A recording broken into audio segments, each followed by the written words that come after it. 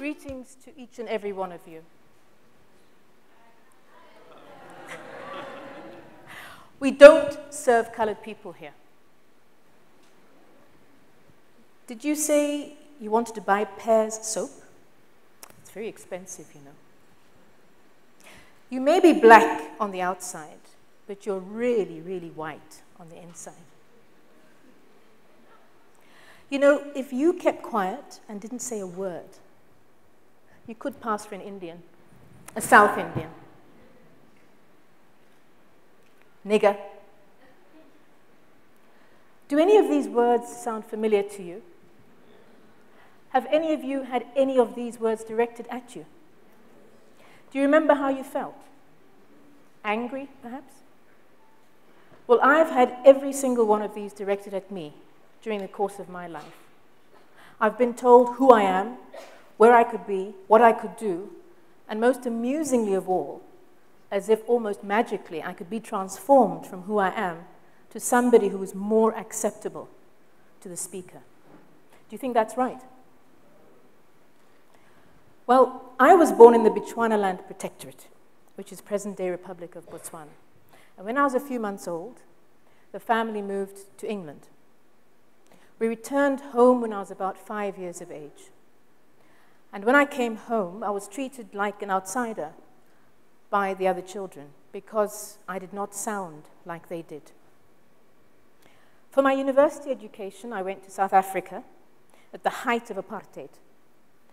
And I was treated like an outsider there by fellow black students because I did not sound like they did.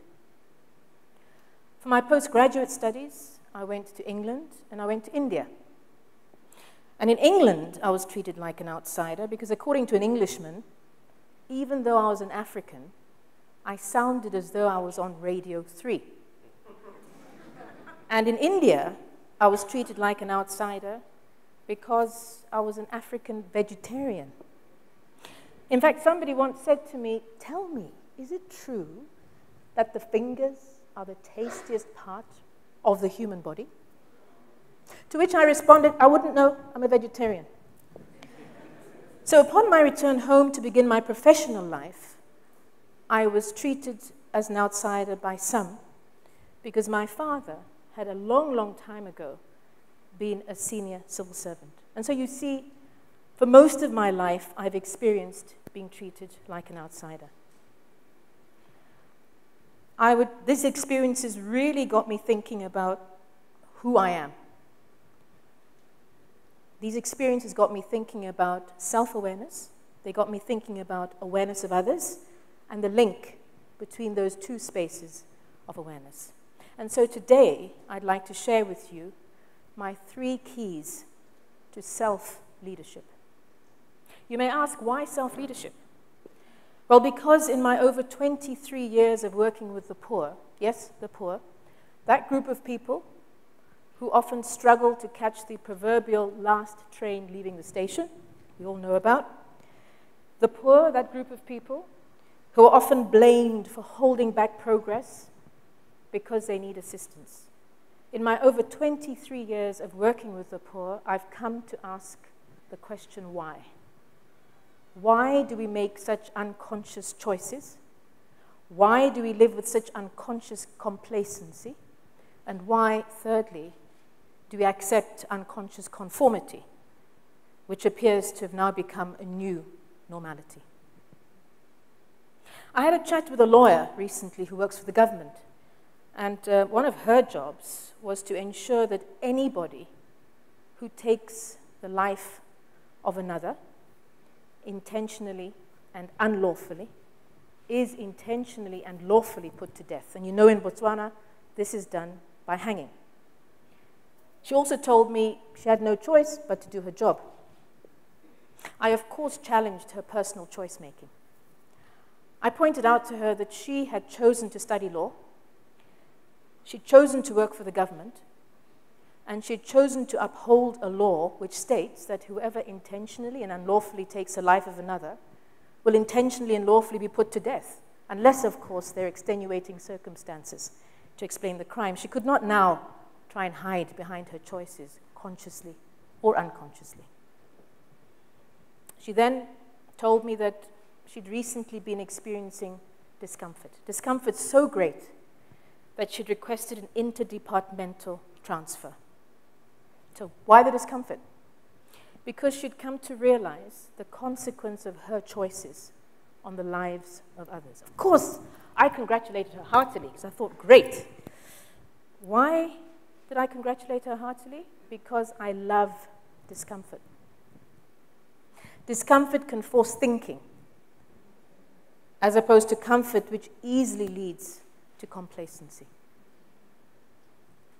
The organization for which I work, Ditshwanelo, the Botswana Center for Human Rights, brought an urgent action before the court in 1999. And the purpose of that action was to prevent the impending execution of 2 indigenous men. They'd been found guilty of murder. They had 24 hours left to live, and their graves had already been dug. In Botswana, the bodies of the executed are buried on the prison grounds, and the families do not attend the burial. However, in the case of these 2 men, they were eventually released after a 10-year stay in prison. They were released by Justice Guduwalia, who had concerns about the fairness of their trial. However, long before that decision by the judge, I decided that it was really important for me to meet the family of the murder victim. This was much against the wise counsel from my own family and my colleagues in the office. What were they concerned about? They were worried about my safety. Nevertheless, I found myself sitting in a room filled with relatives of the deceased. Relatives racked by deep pain and sadness at the loss of their loved one, but also filled with deep rage. At one point during the conversation, a young relative lifted her arm and pointed at me and said, "Seeing as you have not allowed the heads of those 2 men replace the head of our uncle, yours is going to go in its place." To which I said, yes. This is what I call the sacrificial lamb discourse. A relationship which began with such hostility did, however, develop into one of mutual respect, symbolized by the exchange of gifts of fruit. I received sweet reed, and I gave an apple. And so that was one of the experiences which I had in living life consciously, conformist or not. We are sent to school to get an education, to hopefully get a job, to be able to make money, and to have choices in our lives. And I chose to study law. Everyone, including my parents, probably thought that one day I would become a normal lawyer doing a normal lawyer's job. And I think secretly everybody also thought I'd make a lot of money. However, sitting in law class one day in apartheid South Africa, Professor Dennis Davis effectively told me that equality before the law was a myth. He made reference to somebody called Anatole France, who had a long, long time ago said, all, both rich and poor, are forbidden from sleeping under the bridges on the banks of the River Seine in Paris, from stealing bread, and from begging in the streets. Clearly, only the poor ran the risk of falling foul of such a law. And so this planted a seed in me a long time ago, which eventually developed into my lifelong commitment to working to ensure that as many people as possible experience true equality before the law and access to justice. I made a choice to not making money. So this daily reality is faced by my life partner and father of our 3 children every single day. And he copes by repeating his mantra, which has been personally affirmed for him by none other than Archbishop Desmond Tutu.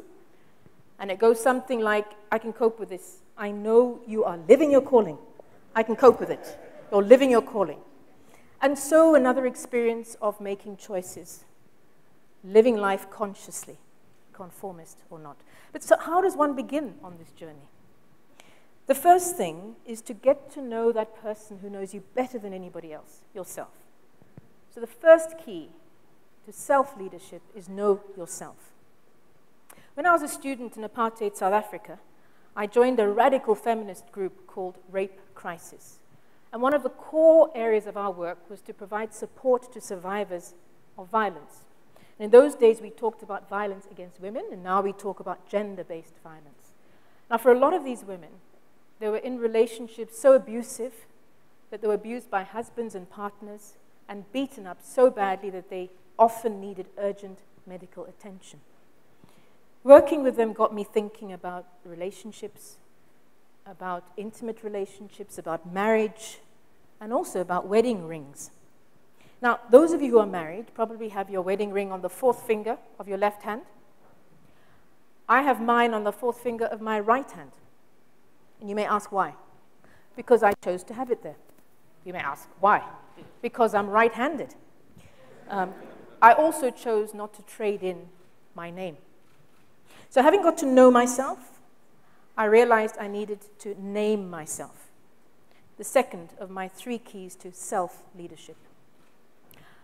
I name myself a woman, a partner, a mother, a daughter, a sister who speaks Setswana, English, a bit of French, even less Dutch, and a smattering of Afrikaans. But most importantly, I name myself a Motswana, whose identity is deeply rooted in our value concept of Botho. Botho, which recognizes that my humanity is linked to the humanity of each and every person in this world. Botho, which recognizes that every single person has a right to be treated with dignity. What is most important to me is that how I see myself in the world should form the basis of how I see others in the world. I was standing in the bathroom of an apartheid-era department store, this is while I was a student in apartheid South Africa, when an elderly white woman peered at me. And she said, "Are you a boy or a girl? The boys' toilets are down the corridor." So you see, not only is my color being called into question, I'm really white. You're imagining I'm black. And I'm not really a Motswana, I'm actually an Indian. So my gender identity was also called into question. Of course, I named myself. I was a girl, very aware that I was standing in a white-dominated bathroom in apartheid South Africa, faced by a well-meaning but thoroughly misguided elderly white woman for whom probably all blacks looked the same. But also, interestingly, in my professional life, I went on to seed other organizations and to work very closely with those working directly on the issue of sexual orientation and gender identity. Now, that is a group of people who definitely know themselves and are increasingly naming themselves around the world. So I name myself a child, a person with disabilities, a refugee, an asylum seeker, dare I say a migrant, an indigenous person, and the composite sexual-oriented and gender-identified person. So having got to know myself, name myself, I realized I needed to be myself in the world. That is the third of my 3 keys to self-leadership. Thinking about it, I realized I'd been beaten to this a long time ago. Somebody had once said, "Be the change you want to see in the world." And that was Mahatma Gandhi. Now, leadership is not only about leading others, it is about leading self with purpose towards a goal. How you lead should reflect the values of the goal which you seek. Botswana turned 50 years old in 2016, after 85 years of having been a British protectorate. Some of you may have seen the film A United Kingdom. It is about the relationship between our first president, at the time he was traditional leader of his people, and his future wife, who at the time was an English woman. And we know that their interracial marriage in the 1940s caused huge outrage around the world. It was deeply opposed to by then neighboring apartheid South Africa and by the then British government. While I was at university in apartheid, apartheid South Africa, at the University of Cape Town, I was elected onto the residence committee responsible, my portfolio, culture. I was the only black student in the residence. I was responsible for culture. So, using that portfolio, I decided to invite Lady Kama, as she then became known, to be our guest speaker. Her acceptance of my invitation was deeply symbolic for me. She deeply abhorred racism, as do I. And I wonder what she'd make of this last story, which I'd like to share with you.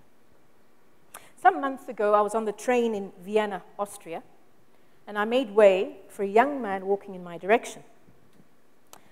As he walked by, he muttered. He muttered loudly enough for me to hear, but softly enough for nobody else to hear. He muttered the word nigger. Now, I don't speak Austrian German, but I understand the word nigger in any language. So, what did I do? I did not acknowledge his insult. I did not give him power to name me. I ignored him.